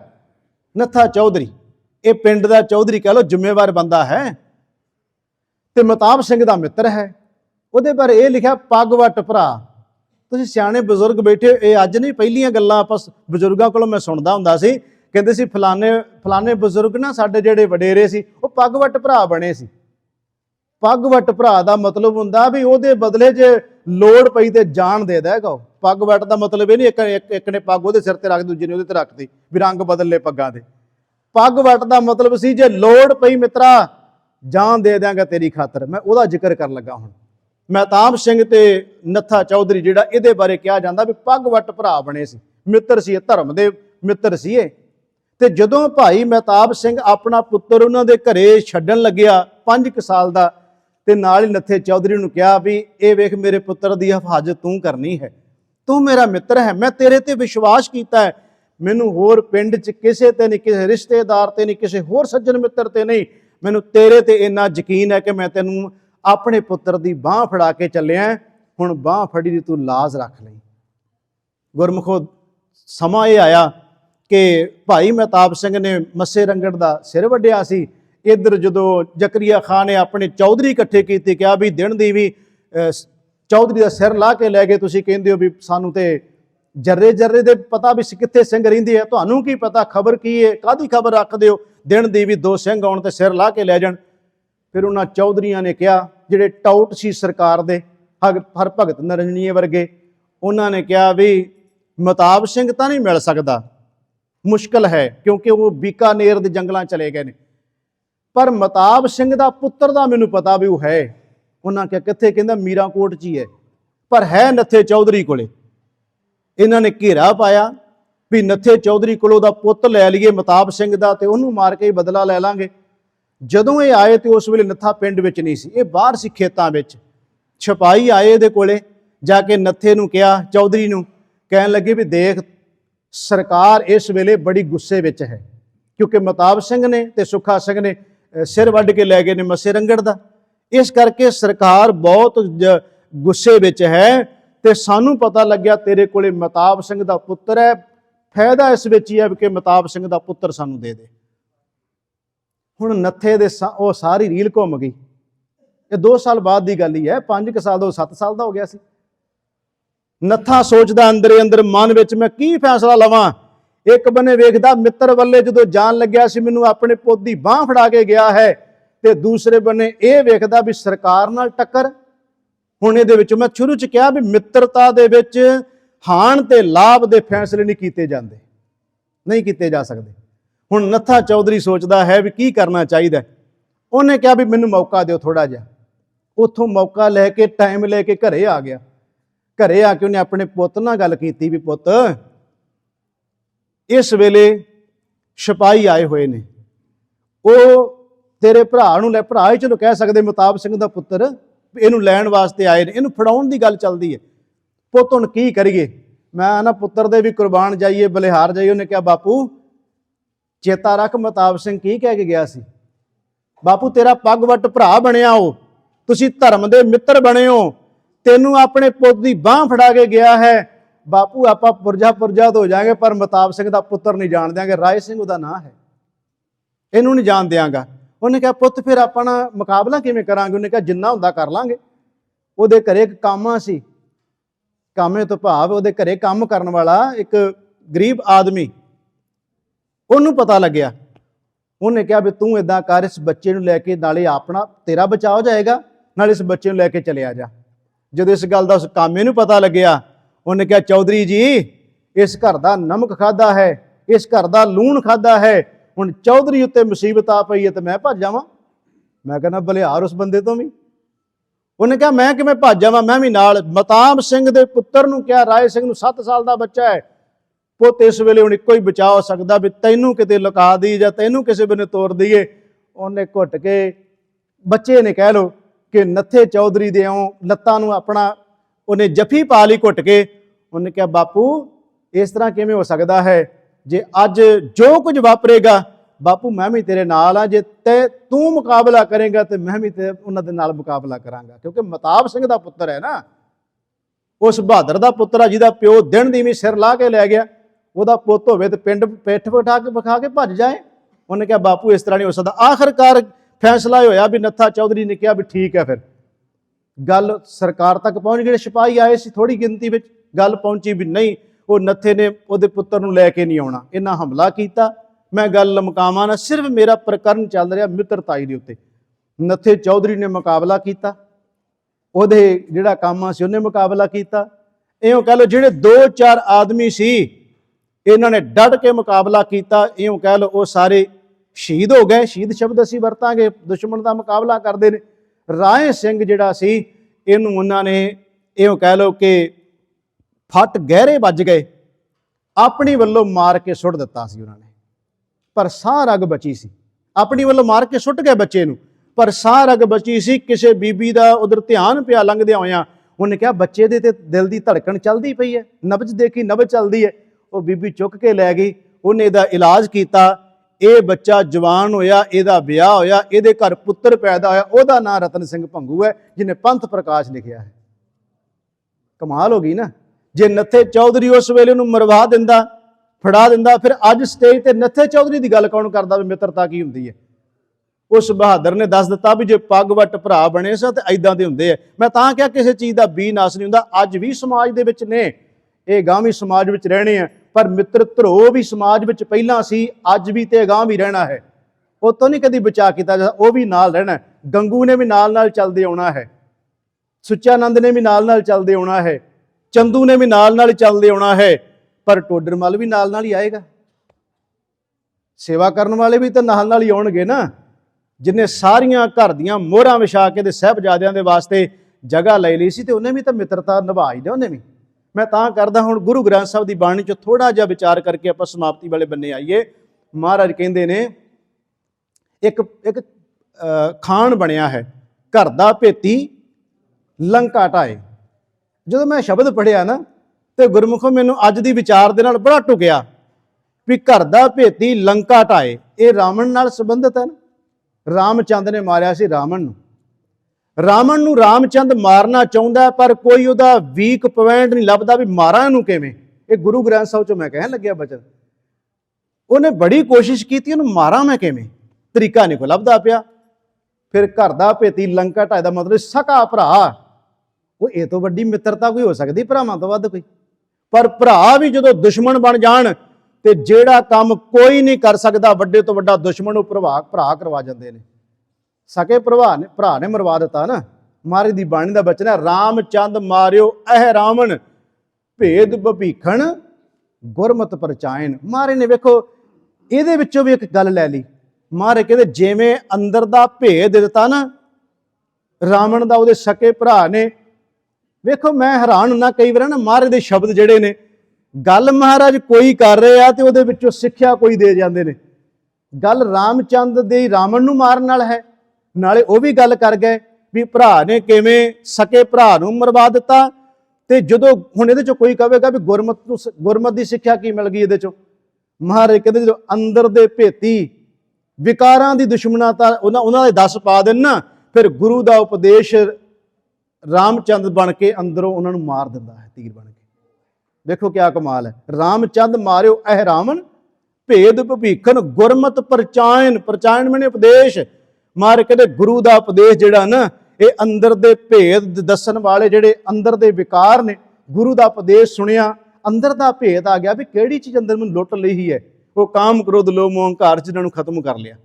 ਮੈਂ ਤਾਂ ਕਿਹਾ ਗੁਰਮੁਖੋ ਗੁਰੂ ਗ੍ਰੰਥ ਸਾਹਿਬ ਦੀ ਬਾਣੀ 'ਚ ਹੁਣ ਮੈਂ ਬੇਨਤੀ ਕਰ ਰਿਹਾ ਕਿ ਅਸੀਂ ਇਸ ਉੱਤੇ ਬੋਲ ਰਹੇ ਹਾਂ ਕਿ ਮਿੱਤਰਤਾ ਦੀ ਗੱਲ। ਸਤਿਗੁਰੂ ਗੁਰੂ ਗ੍ਰੰਥ ਸਾਹਿਬ ਮਹਾਰਾਜ ਦੇ ਗੁਰੂ ਅਰਜਨ ਦੇਵ ਮਹਾਰਾਜ ਕਹਿੰਦੇ ਨੇ ਮੈਂ ਆਪਣਾ ਮਿੱਤਰ ਉਹਨੂੰ ਬਣਾ ਲਿਆ ਹੈ। ਹੁਣ ਆਪਾਂ ਸਮਾਪਤੀ ਵਾਲੇ ਬੰਨੇ, ਇਸ ਪੱਖ ਵਾਲੇ ਬੰਨੇ ਆਉਣ ਲੱਗੇ ਹਾਂ ਕਿ ਅਸਲੀ ਮਿੱਤਰ ਵਾਲੇ ਬੰਨੇ ਸਾਡੀ ਹੁਣ ਸੁਰਤ ਚਲੀ ਜਾਵੇ। ਬਾਕੀ ਅਸੀਂ ਸਾਰੀ ਵਿਚਾਰ ਕਰ ਲਈਏ। ਗੁਰੂ ਅਰਜਨ ਦੇਵ ਮਹਾਰਾਜ ਜੀ ਕਹਿੰਦੇ ਨੇ ਮੈਨੂੰ ਮੇਰਾ ਮਿੱਤਰ ਮਿਲ ਗਿਆ। ਤੇ ਮਹਾਰਾਜ ਕਹਿੰਦੇ ਜਿਹੜਾ ਮਿੱਤਰ ਮਿਲਿਆ ਨਾ ਮੈਨੂੰ, ਗੁਰੂ ਅਰਜਨ ਦੇਵ ਜੀ ਕਹਿੰਦੇ ਉਸ ਮਿੱਤਰ ਦੇ ਮੈਂ ਘਰ ਤੱਕ ਪਹੁੰਚ ਗਿਆ। ਗੁਰੂ ਅਰਜਨ ਦੇਵ ਜੀ ਮਹਾਰਾਜ ਕਹਿੰਦੇ ਮੈਂ ਉਹਦੇ ਘਰ ਤੱਕ ਪਹੁੰਚ ਗਿਆ। ਮੈਂ ਉਸ ਮਿੱਤਰ ਦੇ ਘਰ ਵਿੱਚ ਪਹੁੰਚ ਕੇ ਇਹ ਵੀ ਵੇਖ ਲਿਆ ਵੀ ਕੀ ਕੀ ਇਹਦੇ ਘਰ ਪਿਆ ਹੈ। ਇਹੀ ਮਿੱਤਰਤਾ ਹੁੰਦੀ ਹੈ ਨਾ, ਵੀ ਅੰਦਰ ਤੱਕ ਪਹੁੰਚ ਜਾਂਦਾ ਬੰਦਾ। ਵੀ ਬਾਬਾ ਫਰੀਦ ਸਾਹਿਬ ਕਹਿੰਦੇ ਕਾਹਦੀ ਮਿੱਤਰਤਾ ਜੇ ਮੈਂ ਲਕਾਵਾਂ ਕੁਝ। ਤੇ ਗੁਰੂ ਅਰਜਨ ਦੇਵ ਜੀ ਕਹਿੰਦੇ ਮਿੱਤਰ ਮਿਲਿਆ, ਮੈਂ ਮਿੱਤਰ ਦੇ ਘਰ ਪਹੁੰਚ ਗਿਆ। ਮੈਂ ਘਰ ਪਹੁੰਚ ਕੇ ਸਾਰੀਆਂ ਚੀਜ਼ਾਂ ਵੇਖ ਲਈਆਂ ਜਿਹੜੀਆਂ ਪਈਆਂ ਸੀ ਉਹਦੇ ਘਰ 'ਚ। ਤੇ ਗੁਰੂ ਅਰਜਨ ਦੇਵ ਜੀ ਕਹਿੰਦੇ ਫਿਰ ਮੈਂ ਮੰਗ ਲਈਆਂ ਉਹਦੇ ਕੋਲੋਂ। ਮਹਾਰਾਜ ਕਹਿੰਦੇ ਮੈਂ ਮੰਗ ਲਈਆਂ, ਮਿੱਤਰ ਨੇ ਫਿਰ ਖੁੱਲ੍ਹ ਕੇ ਚੀਜ਼ਾਂ ਮੈਨੂੰ ਦੇ ਦਿੱਤੀਆਂ। ਇਹ ਬਚਨ ਹੈ ਗੁਰੂ ਗ੍ਰੰਥ ਸਾਹਿਬ ਦਾ। ਸਾਜਨੋ ਤੂੰ ਮੀਤ ਮੇਰਾ, ਮੀਤ ਮੈਨੇ ਮਿੱਤਰ, ਸਾਜਨੋ ਤੂੰ ਮੀਤ ਮੇਰਾ, ਗ੍ਰਹਿ ਤੇਰੇ ਸਭ ਕੇ। ਗੁਰੂ ਅਰਜਨ ਦੇਵ ਜੀ ਕਹਿੰਦੇ ਮੇਰੇ ਮਿੱਤਰ ਦੇ ਘਰ ਵਿੱਚ ਸਾਰਾ ਕੁਝ ਪਿਆ ਸੀ, ਤੇ ਉਹ ਜੋ ਕੁਝ ਪਿਆ ਸੀ ਉਹਦੇ ਵਿੱਚ ਮੰਗਿਆ ਮੈਂ ਕੀ? ਮਹਾਰਾਜ ਕਹਿੰਦੇ ਮਾਨ ਮੰਗੂ, ਤਾਨ ਮੰਗੂ, ਧਨ ਲక్ష్ਮੀ ਸੁੱਤ ਦੇ। ਆਹ ਚੀਜ਼ਾਂ ਗੁਰੂ ਅਰਜਨ ਦੇਵ ਜੀ ਕਹਿੰਦੇ ਮੈਂ ਮਿੱਤਰ ਤੋਂ ਮੰਗੀਆਂ। ਇਹ ਹੁਣ ਮੈਂ ਪਰਮਾਤਮਾ ਰੂਪੀ ਮਿੱਤਰ ਦੀ ਆਪਾਂ ਗੱਲ ਕਰ ਰਹੇ ਹਾਂ। ਮਹਾਰਾਜ ਕਹਿੰਦੇ ਮੈਂ ਗੁਰੂ ਪਰਮੇਸ਼ਰ ਪਰਮਾਤਮਾ ਨੂੰ ਆਪਣਾ ਮਿੱਤਰ ਬਣਾਇਆ ਤੇ ਉਹਦੇ ਘਰ ਵਿੱਚ ਕੀ ਕੀ ਪਿਆ ਸੀ, ਜੋ ਪਿਆ ਸੀ ਮੈਂ ਉਹਨੂੰ ਕਿਹਾ ਮੈਨੂੰ ਮਾਨ ਚਾਹੀਦਾ। ਇੱਥੇ ਮਾਨ ਦਾ ਅਰਥ ਅਹੰਕਾਰ ਨਹੀਂ ਹੈ, ਇੱਥੇ ਮਾਨ ਦਾ ਅਰਥ ਇੱਜ਼ਤ ਵਡਿਆਈ। ਮਾਨ ਮੰਗੂ, ਤਾਨ, ਤਾਨ ਮੈਨੇ ਬਲ, ਮੈਂ ਬਲ ਮੰਗਦਾ ਆਪਣੇ ਮਿੱਤਰ ਕੋਲੋਂ। ਮਾਨ ਮੰਗੂ, ਤਾਨ ਮੰਗੂ, ਧਨ ਲక్ష్ਮੀ ਸੁੱਤ ਦੇ। ਗ੍ਰਿਸ਼ਤ ਦੇ ਵਿੱਚ ਔਰਤ ਪਤਨੀ, ਲక్ష్ਮੀ ਭਾਵ ਕੇ ਮਾਇਆ, ਸੁੱਤ ਮੈਨੇ ਪੁੱਤਰ। ਦੇਹ ਦਾ ਅਰਥ ਇੱਥੇ ਦੇਹ ਨਹੀਂ ਵੀ ਮੈਨੂੰ ਦੇ, ਦੇਹ ਦਾ ਅਰਥ ਅਰੋਗਤਾ। ਮਹਾਰਾਜ ਕਹਿੰਦੇ ਮੈਂ ਅਰੋਗਤਾ ਵੀ ਮੰਗ ਲਈ, ਮੈਂ ਮਾਨ ਵੀ ਮੰਗ ਲਿਆ, ਮੈਂ ਇੱਜ਼ਤ ਵਡਿਆਈ ਵੀ ਮੰਗ ਲਈ, ਮੈਂ ਪਰਿਵਾਰ ਵੀ ਮੰਗ ਲਿਆ ਤੇ ਮੈਂ ਪੁੱਤਰ ਵੀ ਮੰਗ ਲਿਆ, ਮੈਂ ਧਨ ਵੀ ਮੰਗ ਲਿਆ, ਸਾਰਾ ਕੁਝ ਮੰਗ ਲਿਆ ਆਪਣੇ ਦੋਸਤ ਕੋਲੋਂ। ਤੇ ਮਹਾਰਾਜ ਕਹਿੰਦੇ ਮੇਰੇ ਦੋਸਤ ਨੇ ਫਿਰ ਮੈਨੂੰ ਦੇ ਦਿੱਤਾ ਸਾਰਾ ਕੁਝ। ਇੱਕ ਬਚਨ ਹੋਰ ਅਸੀਂ ਗੁਰੂ ਗ੍ਰੰਥ ਸਾਹਿਬ ਦੇ ਵਿੱਚੋਂ ਕਈ ਵਾਰ ਤੁਸੀਂ ਸ਼ਬਦ ਸੁਣਿਆ ਹੋਏਗਾ, ਜਿਸ ਦਾ ਕਰਤਾ ਮਿੱਤਰ ਸਭ ਕਾਜ ਸਵਾਰਿਆ। ਜਿਹਨੇ ਕਰਤੇ ਨੂੰ ਮਿੱਤਰ ਬਣਾ ਲਿਆ ਨਾ, ਮਹਾਰਾਜ ਕਹਿੰਦੇ ਸਾਰੇ ਕਾਰਜ ਹੀ ਉਹਦੇ ਸਵਰ ਗਏ। ਅੱਜ ਦਾ ਜੋ ਪ੍ਰਕਰਨ ਹੈ, ਬਾਬਾ ਫਰੀਦ ਸਾਹਿਬ ਕਹਿ ਰਹੇ ਨੇ, ਫਰੀਦਾ ਜੇ ਮੈਂ ਹੁੰਦਾ ਵਾਰਿਆ, ਜੇ ਮੈਂ ਆਪਣੇ ਮਿੱਤਰ ਦੇ ਕੋਲੋਂ ਕੁਝ ਲੁਕਾਵਾਂ, ਕੁਝ ਛੁਪਾਵਾਂ, ਤੇ ਬਾਬਾ ਫਰੀਦ ਸਾਹਿਬ ਕਹਿੰਦੇ ਜੇ ਮੈਂ ਹੁੰਦਾ ਵਾਰਿਆ, ਮਿੱਤਾ ਆਇੜਿਆ, ਆਪਣੇ ਮਿੱਤਰ ਕੋਲੋਂ ਦੋਸਤ ਕੋਲੋਂ ਕੁਝ ਛੁਪਾਵਾਂ। ਹੇੜਾ ਜਲੈ ਮਜੀਠ ਜਿਉਂ ਉੱਪਰ ਅੰਗਾਰਾਂ, ਜਿਵੇਂ ਬਲਦੇ ਹੋਏ ਕੋਲਿਆਂ ਉੱਤੇ, ਮਗਦੇ ਹੋਏ ਕੋਲਿਆਂ ਉੱਤੇ ਕੋਈ ਚੀਜ਼ ਹੈ ਸੜ ਰਹੀ ਹੈ, ਭੁੱਜ ਰਹੀ ਹੈ ਨਾ, ਇਸ ਤਰ੍ਹਾਂ ਮੇਰਾ ਸਰੀਰ ਸੜ ਭੁੱਜ ਜਾਵੇ ਜੇ ਮੈਂ ਆਪਣੇ ਮਿੱਤਰ ਕੋਲੋਂ ਕੁਝ ਛੁਪਾਵਾਂ। ਅੱਜ ਦਾ ਪ੍ਰਕਰਨ ਇਹ ਸੀ। ਗੁਰੂ ਕਿਰਪਾ ਕਰੇ ਅਸੀਂ ਸਮਾਜ ਵਿੱਚ ਰਹਿਣਾ ਹੈ, ਸਮਾਜ ਵਿੱਚ ਰਹਿੰਦਿਆਂ ਹੋਇਆਂ ਮਿੱਤਰ ਵੀ ਬਣਨੇ ਹੈ, ਦੋਸਤ ਵੀ ਬਣਨੇ ਹੈ, ਦੁਸ਼ਮਣ ਵੀ ਬਣਨੇ ਹੈ, ਸੱਜਣ ਵੀ ਬਣਨੇ, ਸਾਰਾ ਕੁਝ ਚੱਲਣਾ ਸਮਾਜ ਦੇ ਵਿੱਚ। ਬਸ ਇਸ ਗੱਲ ਦਾ ਖਿਆਲ ਰੱਖੀਏ, ਜਿਹਨੂੰ ਇੱਕ ਵਾਰ ਮਿੱਤਰ ਬਣਾ ਲਈਏ, ਮਿੱਤਰ ਬਣਾ ਕੇ ਮਿੱਤਰ ਧਰੋ ਨਾ ਕਦੀ ਕਮਾਈਏ। ਹਾਂ ਠੀਕ ਹੈ, ਸਿਆਣੇ ਕਹਿੰਦੇ ਹੁੰਦੇ ਆ, ਉਹ ਕਹਿੰਦੇ ਦਿਲ ਮਿਲੇ ਹੋਣ ਤੇ ਦੂਰੀਆਂ 7 ਸਮੁੰਦਰਾਂ ਦੀਆਂ ਵੀ ਦੂਰ ਨਹੀਂ। ਦਿਲ ਮਿਲੇ ਹੋਣ ਤੇ 7 ਸਮੁੰਦਰ ਦੀ ਵੀ ਦੂਰੀ ਨਹੀਂ। ਜਿੱਥੇ ਦਿਲ ਨਾ ਮਿਲਦੇ ਹੋਣ, ਘਰ ਵਿੱਚ 2 ਜੀਵ ਰਹਿੰਦੇ ਹੋਣ, 7 ਸਮੁੰਦਰੋਂ ਪਾਰ ਹੀ ਬਣਿਆ ਪਿਆ ਹੁੰਦਾ ਉੱਥੇ। ਗੱਲ ਤੇ ਸਿਰਫ ਅੰਦਰ ਦੇ ਦਿਲਾਂ ਦੀ ਹੈ ਨਾ। ਜਦੋਂ ਦਿਲ ਮਿਲ ਜਾਣ ਫਿਰ 7 ਸਮੁੰਦਰ ਵੀ ਐਵੇਂ ਲੱਗਦੇ ਜਿਵੇਂ ਬਿਲਕੁਲ ਨਜ਼ਦੀਕ ਹੋਵੇ। ਜਿੱਥੇ ਦੂਰੀਆਂ ਪੈ ਜਾਣ ਉੱਥੇ ਫਿਰ ਇਉਂ ਲੱਗਦਾ ਜਿਵੇਂ ਘਰ ਵਿੱਚ ਰਹਿ ਕੇ 2 ਜੀਵ, 2 ਪਰਿਵਾਰ ਦੇ ਮੈਂਬਰ ਵੀ ਰਹਿ ਕੇ ਇਉਂ ਲੱਗਦਾ ਜਿਵੇਂ 7 ਸਮੁੰਦਰੋਂ ਪਾਰ ਰਹਿ ਰਹੇ ਹੋਣ। ਮਹਾਰਾਜ ਬੜੀਆਂ ਡੂੰਘੀਆਂ ਗੱਲਾਂ ਬਾਬਾ ਫਰੀਦ ਸਾਹਿਬ ਨੇ ਕੀਤੀਆਂ ਨੇ ਕਿ ਗੁਰਮੁਖੋ ਮਿੱਤਰਤਾਈ ਦੇ ਵਿੱਚ ਬਹੁਤ ਕੁਝ ਦੇਖਣਾ ਪੈਂਦਾ ਹੈ। ਮਿੱਤਰਤਾਈ ਦੇ ਵਿੱਚ ਜਿਹਨੂੰ ਇੱਕ ਵਾਰ ਮਿੱਤਰ ਜ਼ੁਬਾਨ ਚੋਂ ਕਹਿ ਦਿੱਤਾ, ਬਸ ਫਿਰ ਇੰਨਾ ਖਿਆਲ ਰੱਖੋ, ਬਣੇ ਚਾਹੇ ਨਾ ਬਣੇ, ਉਸ ਮਿੱਤਰ ਦੀ ਮੁੜ ਕੇ ਕਦੀ ਬਖਤੋਈ ਨਾ ਕਰੀਏ। ਬਣੇ ਚਾਹੇ ਨਾ ਬਣੇ ਗੱਲ ਵੱਖਰੀ ਹੈ, ਬੋਲ ਚਾਲ ਬੰਦ ਹੋ ਜਾਏ ਵੱਖਰੀ ਗੱਲ ਹੈ, ਪਰ ਜਿਹਨੂੰ ਇੱਕ ਵਾਰ ਮੂੰਹ ਚੋਂ ਸੱਜਣ ਕਹਿਤਾ, ਮਿੱਤਰ ਕਹਿਤਾ ਨਾ, ਬਸ ਉਸ ਤੋਂ ਬਾਅਦ ਫਿਰ ਬਣੇ ਚਾਹੇ ਨਾ ਬਣੇ। ਮੈਂ ਤਾਂ ਕਿਹਾ ਕਿ ਟੁੱਟ ਜਾਂਦੀਆਂ ਨੇ। ਪਰ ਮਹਾਰਾਜ ਦੀ ਇੱਕ ਬਚਨ ਆਉਂਦਾ ਗੁਰੂ ਗ੍ਰੰਥ ਸਾਹਿਬ ਦਾ, ਮਹਾਰਾਜ ਕਹਿੰਦੇ ਤੂੰ ਆਪਣਾ ਗੁਣ ਨਾ ਛੱਡੀ। ਸਤਿਗੁਰੂ ਮਹਾਰਾਜ ਜੀ ਕਹਿੰਦੇ ਨੇ ਤੂੰ ਆਪਣਾ ਗੁਣ ਕਾਇਮ ਰੱਖ ਜਿਹੜਾ ਤੈਨੂੰ ਪਰਮਾਤਮਾ ਨੇ ਦਿੱਤਾ ਹੈ। ਮੈਂ ਤਾਂ ਕਿਹਾ ਗੁਰਮੁਖੋ, ਕਿਉਂਕਿ ਅਸੀਂ ਜਦੋਂ ਦੇਖਦੇ ਹਾਂ ਸਮਾਜ ਵਿੱਚ ਵਿਚਰਦੇ ਆਇਆ, ਆਪਾਂ ਕਹਿੰਦੇ ਬੜਾ ਵੱਡਾ ਮੇਰਾ ਮਿੱਤਰ ਸੀ ਪਰ ਮਿੱਤਰ ਧਰੋ ਕਰ ਗਿਆ, ਦਿਲ ਤੋੜ ਕੇ ਚਲਿਆ ਗਿਆ। ਯਾਦ ਰੱਖਿਓ ਜੇ, ਮੈਨੂੰ ਚਲੋ ਗੱਲ ਵਿੱਚੋਂ ਜਦੋਂ ਆਪਾਂ ਕਥਾ ਕਰਦੇ ਨਾ, ਗੱਲਾਂ ਚੋਂ ਗੱਲ ਨਿਕਲ ਆਉਂਦੀ ਫਿਰ ਹੋਰ। ਜਦੋਂ ਮਨਸੂਰ ਨੂੰ ਸੂਲੀ ਤੇ ਚਾੜਿਆ, ਮਨਸੂਰ ਨੂੰ ਜਦੋਂ ਮਾਰ ਰਿਹਾ, ਉਹਨੂੰ ਖਤਮ ਕਰਨਾ ਸੀ ਮਨਸੂਰ ਨੂੰ, ਜਿੱਥੋਂ ਕਹਾਵਤ ਬਣੀ ਮੈਂ ਉਹਦਾ ਜ਼ਿਕਰ ਕਰਨ ਲੱਗਿਆ। ਮਨਸੂਰ ਨੂੰ ਮਾਰਨਾ ਸੀ ਤੇ ਇੱਕ ਦਿਨ ਪਹਿਲਾਂ ਇਹ ਗੱਲ ਹੋ ਗਈ ਵੀ ਇਹਨੂੰ ਚਰਾਹੇ ਦੇ ਵਿੱਚ ਖਿਲਾਰ ਕੇ ਤੇ ਇਹਦੇ ਪੱਥਰ ਮਰਵਾਏ ਜਾਣ, ਮਨਸੂਰ ਦੇ ਪੱਥਰ ਮਰਵਾਏ ਜਾਣ। ਲੋਕਾਂ ਨੇ ਹੱਥਾਂ ਵਿੱਚ ਪੱਥਰ ਦਿੱਤੇ ਸੀ। ਮਨਸੂਰ ਚਰਾਹੇ 'ਚ ਹੈ, ਲੋਕ ਪੱਥਰ ਮਾਰਦੇ ਨੇ। ਇਹਦਾ ਬੜਾ ਪਿਆਰਾ ਮਿੱਤਰ ਸੀ ਸਿਵਲੀ, ਇਹਦਾ ਬੜਾ ਪਿਆਰਾ ਮਿੱਤਰ ਸੀ, ਦਿਲ ਦੇ ਰਾਜ ਜਾਣਦਾ ਸਾਰੇ। ਉਹਨੇ ਕਿਹਾ ਵੀ ਮੈਂ ਹੁਣ ਕੀ ਕਰਾਂ, ਭੀੜ ਦੇ ਨਾਲ ਰਲ ਗਿਆ ਉਹ ਵੀ, ਪਰ ਉਹਨੇ ਹੱਥ 'ਚ ਫੁੱਲ ਲੈ ਲਿਆ, ਪੱਥਰ ਨਾ ਲਿਆ ਉਹਨੇ। ਜਦੋਂ ਪੱਥਰ ਵੱਜੇ ਤੇ ਜਿਹੜਾ ਪੱਥਰ ਉਸ ਮਨਸੂਰ ਨੂੰ ਵੱਜੇ ਉਹ ਖਿੜਖੜਾ ਕੇ ਹੱਸ ਪਵੇ, ਬੜਾ ਖੁਸ਼ ਹੋਵੇ। ਜਦੋਂ ਸ਼ਿਵਲੀ ਉਹਦਾ ਪਿਆਰਾ ਮਿੱਤਰ ਆਇਆ ਸਾਹਮਣੇ, ਉਹਨੇ ਭੀੜ ਦੇ ਵਿੱਚ ਮੂੰਹ ਲੁਕਾ ਕੇ ਤੇ ਫੁੱਲ ਮਾਰਿਆ, ਫੁੱਲ ਵੱਜਿਆ ਮਨਸੂਰ ਨੂੰ, ਧਾਹਾਂ ਨਿਕਲ ਗਈਆਂ ਉਹਦੀਆਂ, ਰੋ ਪਿਆ। ਉਸ ਵੇਲੇ ਭੀੜ ਰੁਕ ਗਈ।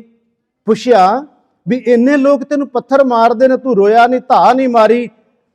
ਸ਼ਿਵਲੀ ਨੇ ਕਿਹਾ ਮੈਂ ਸਿਰਫ ਫੁੱਲ ਮਾਰਿਆ ਸੀ ਤੇ ਮੇਰੇ ਫੁੱਲ ਨਾਲ ਤੂੰ ਧਾਹਾਂ ਕਿਉਂ ਮਾਰੀਆਂ? ਉਹਨੇ ਕਿਹਾ ਜਿੰਨੇ ਲੋਕ ਪੱਥਰ ਮਾਰਦੇ ਨੇ ਇਹਨਾਂ ਲੋਕਾਂ ਨੂੰ ਮੇਰੇ ਅੰਦਰ ਦਾ ਨਹੀਂ ਪਤਾ ਵੀ ਮੈਂ ਕਿੱਥੋਂ ਤੱਕ ਪਹੁੰਚਿਆ ਹਾਂ। ਇਹਨਾਂ ਨੂੰ ਪਤਾ ਹੀ ਕੋਈ ਨਹੀਂ ਵਿਚਾਰਿਆਂ ਨੂੰ। ਇਸ ਕਰਕੇ ਮੈਂ ਖਿੜ ਖੜਾ ਕੇ ਹੱਸਦਾ ਹਾਂ। ਇਹਨਾਂ ਨੇ ਪੱਥਰ ਮਾਰੇ, ਨੂੰ ਪਤਾ ਕੋਈ ਨਹੀਂ। ਸ਼ਿਵਲੀ ਤੇਰੇ ਫੁੱਲ ਕਰਕੇ ਮੈਂ ਤਾਂ ਰੋਇਆ ਕਿਉਂਕਿ ਤੂੰ ਮੇਰੇ ਅੰਦਰ ਦੇ ਰਾਜ ਜਾਣਦਾ ਸਾਰੇ। ਤੈਨੂੰ ਪਤਾ ਮੇਰੀ ਸੁਰਤ ਕਿੱਥੇ ਪਹੁੰਚੀ ਹੈ। ਤੈਨੂੰ ਪਤਾ ਕਿ ਮੈਂ ਇਸ ਵੇਲੇ ਅੱਲਾਹ ਖੁਦਾ ਦੇ ਘਰ ਤੱਕ ਕਿਵੇਂ ਨੇੜੇ ਉਹਦੇ ਘਰ ਤੱਕ ਪਹੁੰਚਿਆ ਹੋਇਆ, ਸਿਰਫ ਤੂੰ ਜਾਣਦਾ ਸੀ ਮੇਰੇ ਅੰਦਰ ਦੇ ਰਾਜ ਨੂੰ। ਅੰਦਰ ਦਾ ਰਾਜ ਮਤਲਬ ਉਹਦੀ ਅਵਸਥਾ ਨੂੰ। ਸ਼ਿਵਲੀ ਤੂੰ ਮੇਰੇ ਅੰਦਰ ਦੇ ਰਾਜ ਨੂੰ ਜਾਣਦਾ ਸੀ। ਭੀੜ ਦੇ ਨਾਲ ਤੂੰ ਵੀ ਭੀੜ ਦੇ ਵਿੱਚ ਉਹਨਾਂ ਨਾਲ ਰਲ ਗਿਆ ਹੈ। ਤੇਰਾ ਫੁੱਲ ਵੱਜਿਆ ਵੀ ਮੈਨੂੰ ਪੱਥਰ ਤੋਂ ਜ਼ਿਆਦਾ ਦਰਦ ਕਰ ਗਿਆ। ਇੱਥੋਂ ਫਿਰ ਕਹਾਵਤ ਬਣੀ ਹੈ ਕਿ ਦੁਸ਼ਮਣਾਂ ਨੇ ਪੱਥਰ ਮਾਰੇ ਸਾਨੂੰ ਰਤਾ ਦਰਦ ਨਾ ਹੋਈ। ਤੇ ਇਸ ਤਰ੍ਹਾਂ ਕਰਕੇ ਕਹਿੰਦੇ ਨਾ, ਸੱਜਣਾ ਨੇ ਫੁੱਲ ਮਾਰਿਆ ਰੂਹ ਅੰਬਰਾਂ ਤੱਕ ਰੋਈ, ਇਵੇਂ ਕਰਕੇ ਕਹਿੰਦੇ ਹੁੰਦੇ। ਇਹਦਾ ਮਤਲਬ ਸੀ ਉਹ ਜਿਹੜੀ ਕਹਾਵਤ ਬਣੀ ਸ਼ਿਵਲੀ ਤੇ ਮਨਸੂਰ ਦੇ ਬਣੀ ਹੈ। ਤਾਂ ਕਿਆ ਗੁਰਮਖੋ, ਜਦੋਂ ਸੱਜਣ ਫਿਰ ਕਰਦਾ ਨਾ ਕੁਝ, ਅਸੀਂ ਦੇਖਦੇ ਹੀ ਆ ਨਾ, ਅੱਜ ਤਾਂ ਸੋਸ਼ਲ ਮੀਡੀਆ ਹੈ, ਤੇ ਉਹੀ ਸੱਜਣ ਜਦੋਂ ਨਾਲ ਰਹਿ ਕੇ ਫਿਰ ਉਹਨਾਂ ਦਾ ਜਦੋਂ ਆ ਸੋਸ਼ਲ ਮੀਡੀਆ ਤੇ ਜਲੂਸ ਕੱਢਦੇ ਆ, ਫਿਰ ਅਗਲਾ ਸੋਚਦਾ ਯਾਰ ਮੈਂ ਤਾਂ ਕੁਝ ਹੋਰ ਸਮਝਿਆ ਸੀ, ਇਹ ਕਿ ਨਿਕਲ ਆਇਆ। ਮੈਂ ਜਾਣਿਆ ਵਡਹੰਸ ਹੈ ਤਾਂ ਮੈਂ ਕੀਤਾ ਸੰਗ, ਜੇ ਜਾਣਾ ਬੱਗ ਬਪੜਾ ਜਨਮ ਨਾ ਭੇੜੀ ਅੰਗ। ਜੇ ਮੈਨੂੰ ਪਤਾ ਹੁੰਦਾ ਇਹਨੇ ਕੱਲ ਨੂੰ ਮੇਰੇ ਨਾਲ ਇਹ ਕੁਝ ਕਰਨਾ ਸੀ ਤੇ ਮੈਂ ਤੇ ਹੰਸ ਸਮਝ ਕੇ ਮਿੱਤਰਤਾ ਪਾ ਬੈਠਾ ਸੀ ਇਹਦੇ ਨਾਲ। ਪਰ ਇਹਨੇ ਕੀ ਕੀਤਾ? ਕਿਉਂਕਿ ਅੱਜ ਮੈਂ ਤਾਂ ਕਿਹਾ ਪ੍ਰਕਰਨ ਇਹ ਚੱਲਦਾ ਨਾ ਸੋਸ਼ਲ ਮੀਡੀਆ ਤੇ। ਜਿੰਨਾ ਅਸੀਂ ਦੇਖੋ, ਜਦੋਂ ਅਗਲੇ ਰੋ ਕੇ ਕਈ ਵਾਰ ਕਹਿੰਦੇ ਆ ਵੀ ਇਹ ਕੁਝ ਮੈਂ ਠੀਕ ਹੈ, ਮੇਰੇ ਮਿੱਤਰ ਨੂੰ ਇਸ ਰਾਜ ਦਾ ਪਤਾ ਸੀ। ਕਈ ਵਾਰ ਚਲੋ ਕਿਸੇ ਤਰ੍ਹਾਂ ਦੀਆਂ ਮੂਵੀਆਂ ਆ ਜਾਂਦੀਆਂ ਨੇ, ਜਾਂ ਕਿਸੇ ਦੀ ਕੋਈ ਗੱਲਬਾਤ ਘਰ ਦੀ ਘਰੇਲੂ ਆ ਜਾਂਦੀ ਹੈ, ਕੋਈ ਝਗੜਾ ਮਸਾਦ ਕਿਸ ਤਰ੍ਹਾਂ ਦੀਆਂ ਵੀ ਆ ਜਾਂਦੀਆਂ ਨੇ। ਉਹ ਕਰਦਾ ਕੌਣ ਹੈ? ਉਹ ਕਰਦਾ ਉਹੀ ਜਿਹੜਾ ਘਰ ਦਾ ਭੇਤੀ ਹੁੰਦਾ ਹੈ, ਜਿਹਨੂੰ ਸਾਰੇ ਰਾਜ ਦਾ ਪਤਾ ਹੁੰਦਾ ਹੈ। ਉਹ ਫਿਰ ਜਦੋਂ ਬਾਹਰ ਕੱਢਦਾ ਹੈ, ਫਿਰ ਅਗਲਾ ਕਹਿੰਦਾ ਮੈਂ ਇਹਨੂੰ ਕੀ ਸਮਝ ਬੈਠਾ ਸੀ, ਇਹਨੇ ਕੀ ਕੀਤਾ ਮੇਰੇ ਨਾਲ। ਅੱਜ ਦਾ ਜੋ ਪ੍ਰਕਰਨ ਚੱਲਿਆ, ਬਾਬਾ ਫਰੀਦ ਸਾਹਿਬ ਨੇ ਕਿਹਾ ਮਿੱਤਰ ਹੈ ਮੇਰਾ, ਮੈਂ ਉਸ ਮਿੱਤਰ ਤੋਂ ਕੁਝ ਨਹੀਂ ਲੁਕਾਉਂਦਾ। ਮੈਂ ਤਾਂ ਹੀ ਕਿਹਾ ਹੈ, ਲੁਕਾਉਂਦੇ ਨਹੀਂ ਕੁਝ ਵੀ ਮਿੱਤਰ ਦੇ ਕੋਲੋਂ, ਨਾ ਲੁਕਾਇਆ ਜਾ ਸਕਦਾ ਹੈ। ਯਾਦ ਰੱਖਿਓ, ਜਿਹੜੀ ਗੱਲ ਬੰਦਾ ਪਤੀ ਪਤਨੀ ਵਿੱਚ ਸਾਂਝੀ ਨਹੀਂ ਕਰਦਾ, ਸਕੇ ਭਰਾਵਾਂ ਨਾਲ ਸਾਂਝੀ ਨਹੀਂ ਕਰਦਾ, ਮਾਂ ਬਾਪ ਨਾਲ ਸਾਂਝੀ ਨਹੀਂ ਕਰਦਾ, ਉਹ ਗੱਲ ਬੰਦਾ ਆਪਣੇ ਮਿੱਤਰ ਨਾਲ ਸਾਂਝੀ ਕਰ ਜਾਂਦਾ ਜੀ। ਆਪਾਂ ਸਭ ਨੂੰ ਪਤਾ ਨਾ, ਦੋਵਾਂ ਜੀਆਂ ਦੇ ਵਿੱਚ ਵੀ ਰਾਜ ਰਹਿ ਜਾਂਦੇ ਕਈ ਵਾਰਾਂ ਗੱਲਾਂ ਦੇ, ਮਿੱਤਰਤਾ ਦੇ ਵਿੱਚ ਰਾਜ ਨਹੀਂ ਰਹਿੰਦਾ। ਉੱਥੇ ਬੰਦਾ ਸਾਰੀ ਗੱਲ ਖੋਲ ਕੇ ਰੱਖ ਦਿੰਦਾ ਹੈ। ਪਰ ਜੇ ਉੱਥੇ ਜਾ ਕੇ ਫਿਰ ਬੰਦਾ ਧੋਖਾ ਦੇ ਜਾਏ ਨਾ, ਫਿਰ ਉਹਦਾ ਕੀ ਇਲਾਜ ਕੀਤਾ ਜਾ ਸਕਦਾ। ਗੁਰੂ ਕਿਰਪਾ ਕਰੇ। ਬਾਬਾ ਫਰੀਦ ਸਾਹਿਬ ਨੇ ਕਿਹਾ ਕਿ ਮੇਰੇ ਘਰ ਮੇਰਾ ਮਿੱਤਰ ਆਇਆ, ਮੇਰਾ ਦੋਸਤ ਆਇਆ, ਮੈਂ ਉਹਦੇ ਕੋਲੋਂ ਕੁਝ ਨਹੀਂ ਲੁਕਾਉਂਦਾ। ਜੇ ਮੈਂ ਕੁਝ ਲੁਕਾਵਾਂ ਤੇ ਮੇਰਾ ਸਰੀਰ ਸੜ ਜਾਏ, ਬਲ ਜਾਏ। ਅਖੀਰ ਤੇ ਹੀ ਕਹਾਂਗਾ ਕਿ ਸਭ ਤੋਂ ਪਿਆਰਾ ਮਿੱਤਰ ਤੇ ਫਿਰ ਸਤਿਗੁਰੂ ਹੀ ਹੈ, ਜਿਨੇ ਪਰਦੇ ਪਾਉਣੇ ਨੇ, ਜਿਨੇ ਸਾਡੇ ਨਾਲ ਚੱਲਣਾ ਹੈ। ਉਸ ਮਿੱਤਰ ਪਿਆਰੇ ਕੋਲੋਂ ਫਿਰ ਜੋ ਮੰਗਾਂਗੇ ਸਾਡੀ ਝੋਲੀ 'ਚ ਪਾ ਦੇਗਾ। ਜਿਸ ਦਾ ਕਰਤਾ ਮਿੱਤਰ ਸਭ ਕਾਜ ਸਵਾਰਿਆ। ਮਹਾਰਾਜ ਦੀ ਬਾਣੀ ਕਹਿੰਦੀ ਹੈ, ਮੇਰਾ ਬੜਾ ਪਿਆਰਾ ਮਿੱਤਰ ਸਤਿਗੁਰ ਮਿੱਤਰ ਮੇਰਾ ਬਾਲ ਸਿਖਾਈ। ਉਹ ਤੇ ਮੇਰਾ ਬਚਪਨ ਦਾ ਮਿੱਤਰ ਤੇ ਦੋਸਤ ਹੈ। ਮਹਾਰਾਜ ਕਹਿੰਦੇ ਮੇਰਾ ਸਤਿਗੁਰੂ ਮੇਰਾ ਪਿਆਰਾ ਮਿੱਤਰ ਹੈ, ਉਹ ਮੇਰਾ ਦੋਸਤ ਹੈ। ਉਸ ਨੂੰ ਮਹਾਰਾਜ ਨੇ ਕਈ ਰੂਪਾਂ ਵਿੱਚ ਗੁਰੂ ਗ੍ਰੰਥ ਸਾਹਿਬ 'ਚ ਕਿਹਾ ਹੈ। ਬੰਧਪ ਕਿਹਾ, ਰਿਸ਼ਤੇਦਾਰ ਕਿਹਾ, ਮਾਂ ਬਾਪ ਕਿਹਾ, ਮਿੱਤਰ ਕਿਹਾ ਮਹਾਰਾਜ ਨੇ। ਸਤਿਗੁਰੂ ਕਿਰਪਾ ਕਰਨ, ਗਰੀਬ ਨਿਵਾਜ ਸੱਚੇ ਪਾਤਸ਼ਾਹ ਮਹਾਰਾਜ ਜੀ ਬਾਬਾ ਫਰੀਦ ਸਾਹਿਬ ਦੇ ਜੋ ਅੱਜ ਦੇ ਸ਼ਲੋਕ ਦੇ ਵਿੱਚ ਬਚਨ ਕੀਤੇ ਗਏ ਨੇ, ਸਤਿਗੁਰੂ ਕਿਰਪਾ ਕਰੇ ਸਾਨੂੰ ਸਭ ਨੂੰ ਸਮਤ ਬਖਸ਼ਿਸ਼ ਕਰੇ। ਇਹਨਾਂ ਬਚਨਾਂ ਨੂੰ ਅਸੀਂ ਹਿਰਦੇ 'ਚ ਧਾਰਨ ਕਰਕੇ ਲੋਕ ਪਰਲੋਕ ਸਹੇਲਾ ਹੋ ਸਕੇ। ਬੇਅੰਤ ਮੇਰੇ ਕੋਲ ਭੁੱਲਾਂ ਹੋ ਗਈਆਂ, ਵਿਚਾਰ ਕਰਦੇ ਹਾਂ। ਸਤਿਗੁਰੂ ਜੀ ਤੇ ਸਾਧ ਸੰਗਤ ਬਖਸ਼ਣ ਯੋਗ ਹੈ। ਅਖੀਰ 'ਚ ਇੱਕ ਵਾਰ ਤੁਕ ਪੜ੍ਹ ਦਈਏ ਕਿ ਫਰੀਦਾ ਜੇ ਮੈਂ ਹੁੰਦਾ ਵਾਰਿਆ ਮਿੱਤਾਂ ਆਏੜਿਆਂ, ਹੇੜਾ ਜਲੇ ਮਜੀਠ ਜਿਉਂ ਉੱਪਰ ਅੰਗਾਰਾਂ, ਭੁੱਲ ਚੁੱਕਦੀ ਖਿਮਾ। ਵਾਹਿਗੁਰੂ ਜੀ ਕਾ ਖਾਲਸਾ, ਵਾਹਿਗੁਰੂ ਜੀ ਕੀ ਫਤਿਹ।